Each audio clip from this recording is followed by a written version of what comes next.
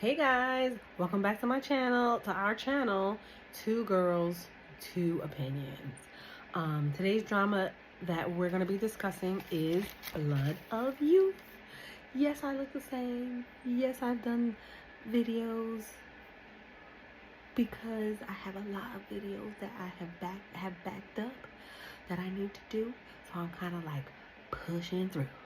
Thanks for coming. Comment, rate, and subscribe. Let me know what you're currently watching. Let me know if you have something in mind that you want to watch and you're on the fence about, and maybe I'll watch it or I've watched it already and you want me to check it out and review it. So today's review, let's get into it. So today's review is going to be about The Blood of Youth. The Blood of Youth is a costume drama, and I think it's about 40 episodes, 38 to 40 episodes. Don't get me to quoting. And it's about a poor innkeeper who is eloquently dressed or very expensively dressed, but the end is very, very poor.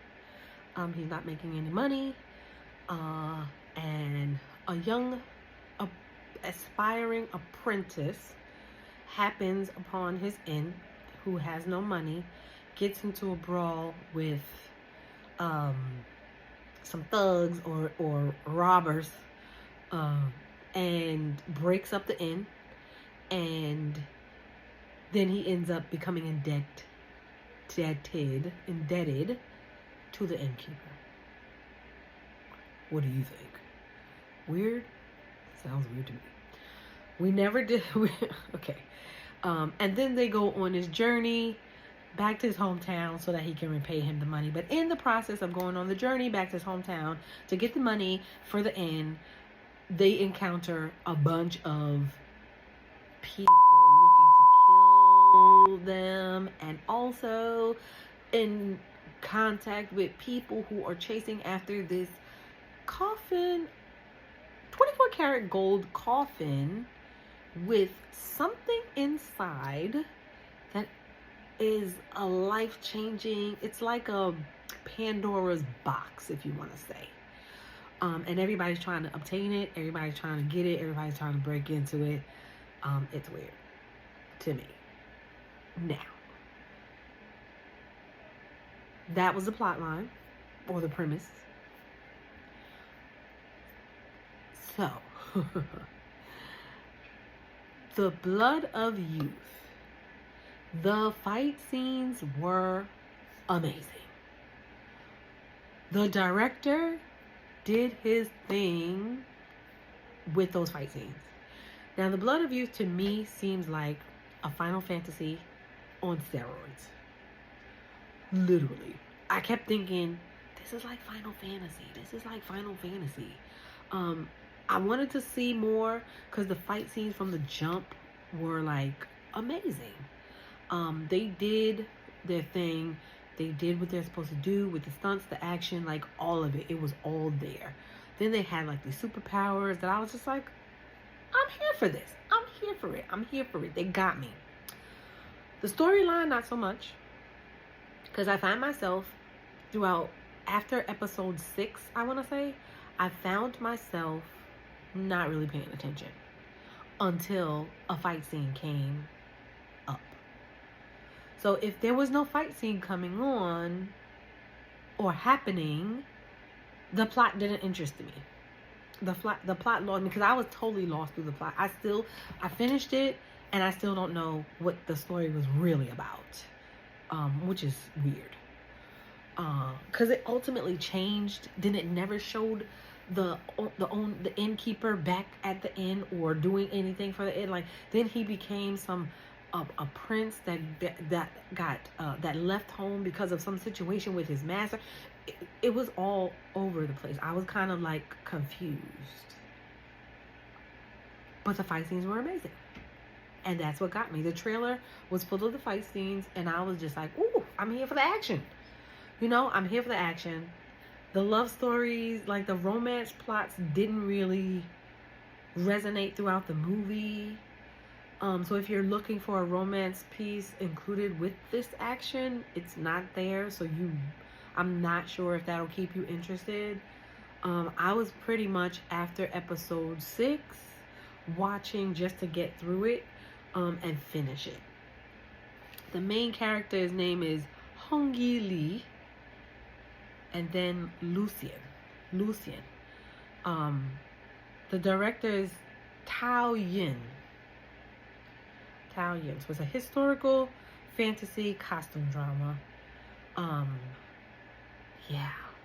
I don't really know what to say about it because a lot of it didn't interest me outside of the fight scenes.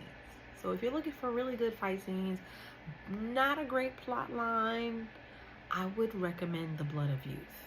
I don't know what else to say about The Blood of Youth, because there was the plot line, like the foiling of these plots was just like, okay, this plot came along and then poof, it was foiled.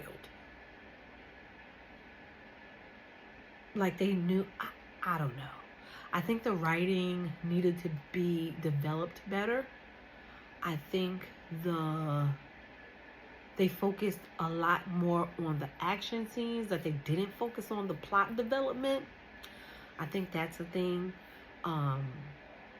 They were introducing entirely too many characters into this story. I couldn't keep up. And I'm being honest. I couldn't keep up because they were introducing way too many characters. And I was just like, who is this now? What happened here? Why do we need this character? It didn't make sense because they introduced, I swear to you, in one episode they introduced like 4 or 5 new characters, and I was just like, why is this character needed? It wasn't developed enough for me. So I think they didn't need as many characters, and they introduced so many characters. That's why I kind of I'm kind of aiming towards that Final Fantasy vibe, because in Final Fantasy you have a bunch of characters with all of these special unique powers. But I don't think that the character introduction helped the plot line move along. In some instances it did, but in most of the instances you introduce this character and then you never see them again. So I was kind of confused at that part. So all in all, I give The Blood of Youth maybe a 1.5 strawberries. And that's only because for the sake of the action fighting scenes, I was like, oh wow, they did a really good job. Yeah. And then the rambunctious main character, he was too silly, I don't know, for me. He was too silly, too like, oh my gosh, you're so-and-so, and shocked to see. Like, I was just like, calm down. Your father is, excuse me, this main like, you shouldn't be acting like this. But all in all, I think if you love action movies, fighting scenes, you should give Blood of Youth a watch. I give it a 1.5 strawberries. I feel that there's a lot that was needed to be desired and left out, and kind of like I felt like the plot line wasn't developed enough. So if you want to see some amazing fighting scenes, then I say go for it. But the plot line and the storyline is not going to be very, very interesting. Even though the main character lost his inner power, he was still fighting. He found it a little bit, but it wasn't enough for me, so I don't know. I wouldn't watch it again. There's some I would watch again, I wouldn't watch again. So I think currently I'm going to be watching a Korean drama next.